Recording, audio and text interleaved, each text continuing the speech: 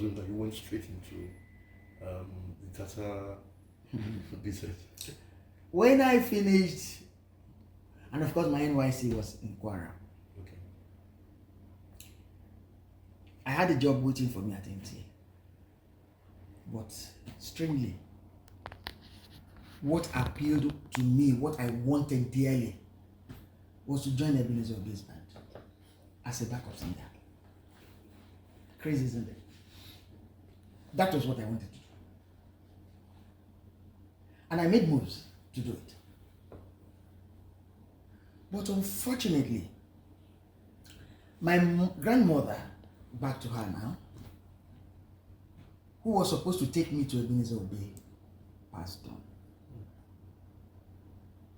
And that killed the dream.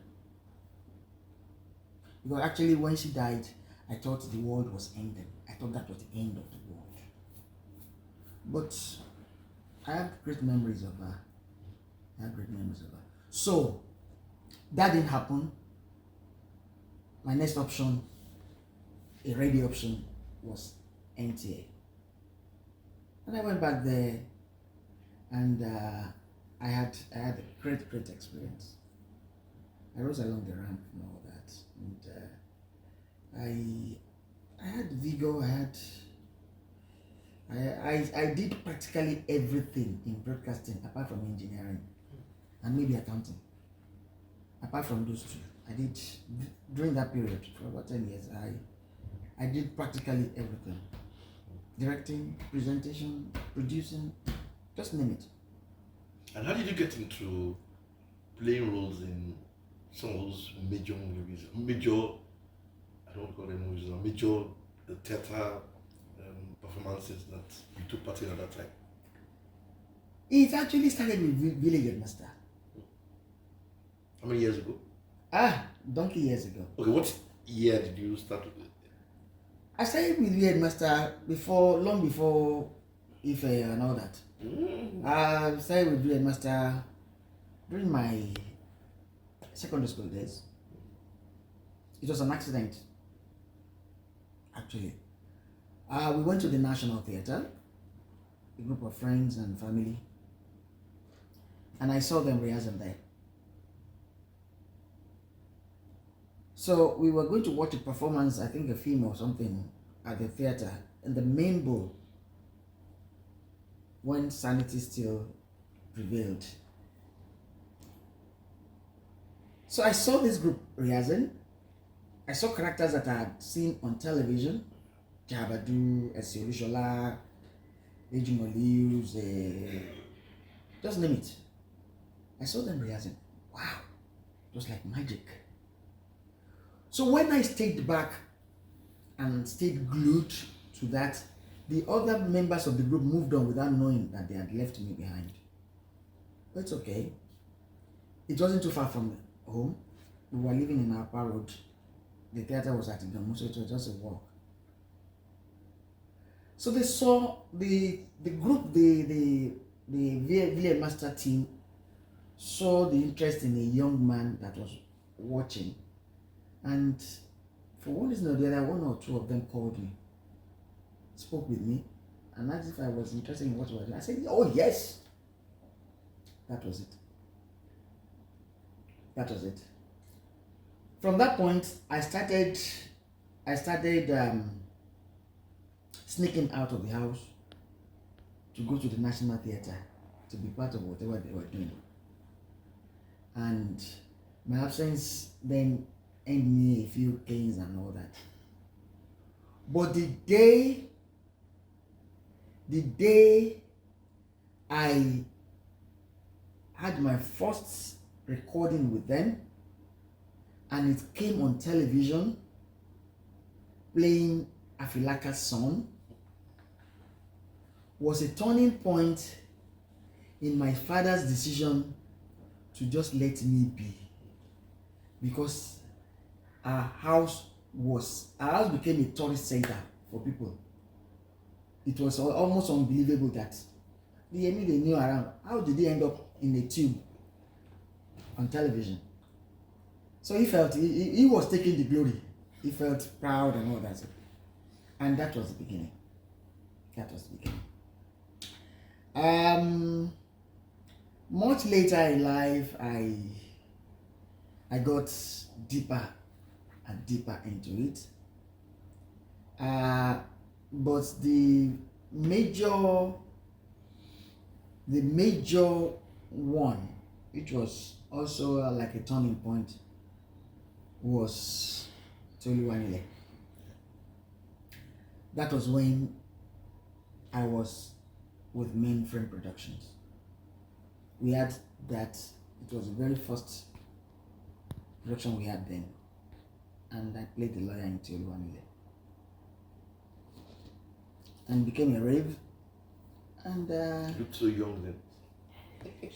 yes, I was so young then. But I also had a bit of fire in me and all that. I was not just an actor in it. I worked a lot behind the scene. And it came out nice.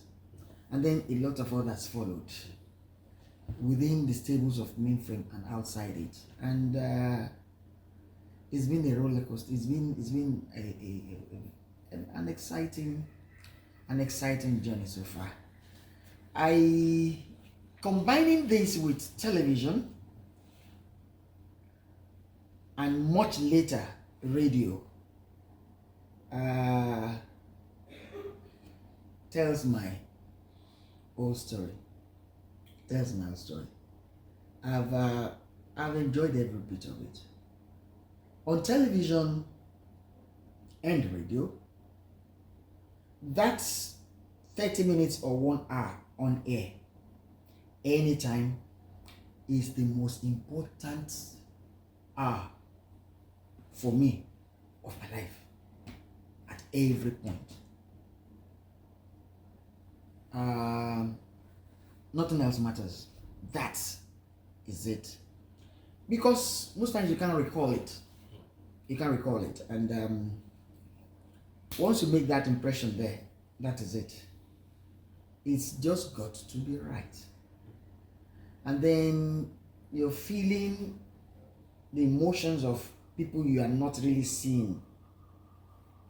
And you're touching them at the areas of their concerns. Makes me, and at the end of the day, making them feel better than they started with you at the first minute makes me feel good at every point in time. How did you not move into MC? It started at Ife.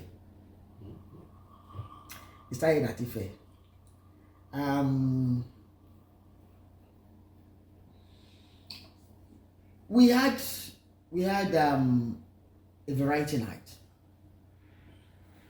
and strangely the Lord fell on me to anchor it. Maybe not strangely too, because those who took that decision had seen the way I interacted with people in our discussions, in our gatherings, in our social and all that. And at the end of it, they felt I did very, very well. And from that point, clubs started approaching me to come and help anchor their events and all that. Another attraction to that was the fact that it was bringing in some money. It provided some pocket money for me. But outside that, it made me popular on campus.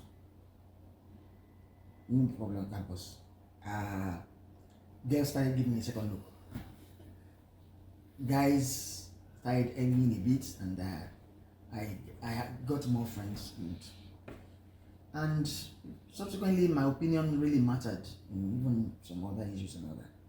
But I enjoyed every bit. That was where it started, and ever since outside Ife, it became a big thing. Slow at the beginning, but it now became something very, very big.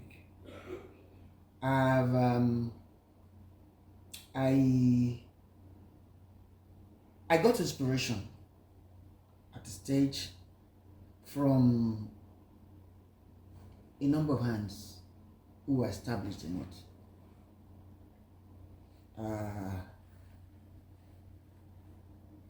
Quite a number of names. I had Atalade as my. Atalade was my. That was a big inspiration for me.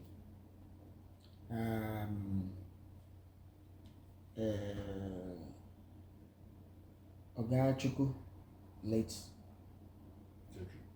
John Chukwu was another big inspiration. Well, how come you were not distracted throughout this period? You had your eyes fixed on your career. I did.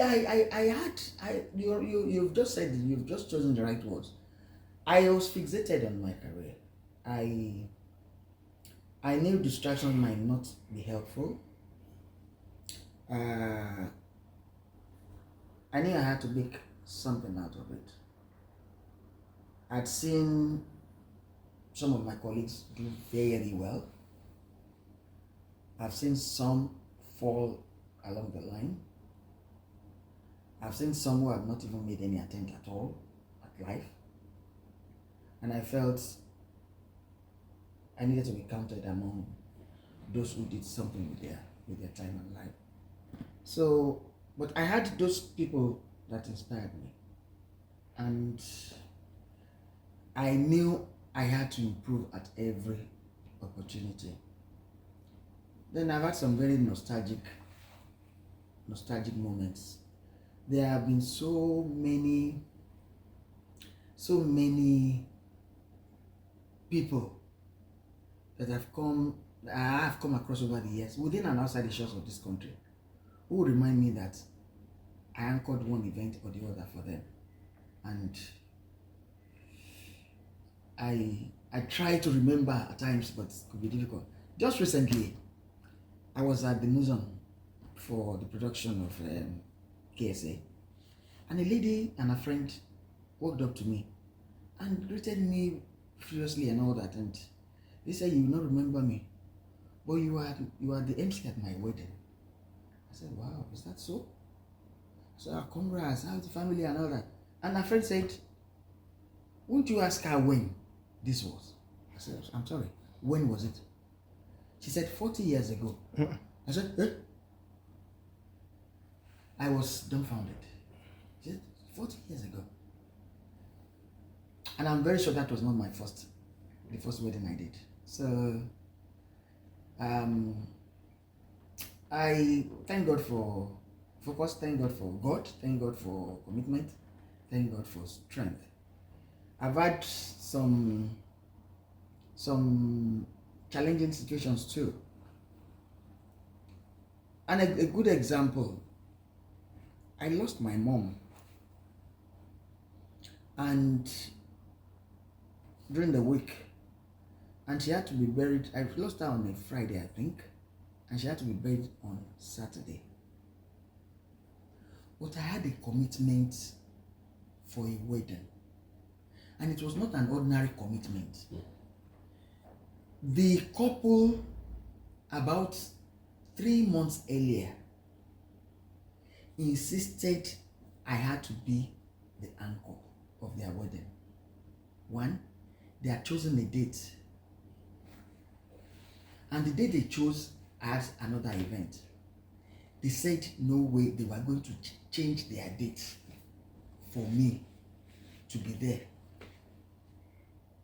So somewhere around law school, somewhere around there. So they fixed that date, and that was going to be the date my mom was going to be buried. That was really, really challenging for me because I was very, very emotional about her passing and all that. How do I now tell these guys that something happened I wouldn't be able to? So I told my siblings, I said, this is my dilemma. What should I do? My sister of blessed memory said, Yemi, we understand. We will be there. You go. when you are done, come and meet us. I could not witness an interment. I went to that wedding. I did their wedding. I never told them anything happened. I did it. I left the place, cried all the way from that venue to Ikorodu, where the event, my mom's event was. I cried all the way. It was only about a week after that I told that couple that this was what happened to me. They were shocked. Because there was no indication. They had a fantastic wedding. The reception was fantastic. Thank God. Thanks to God. I put in everything I had to. But I cried all the way from that venue to Ikorodu.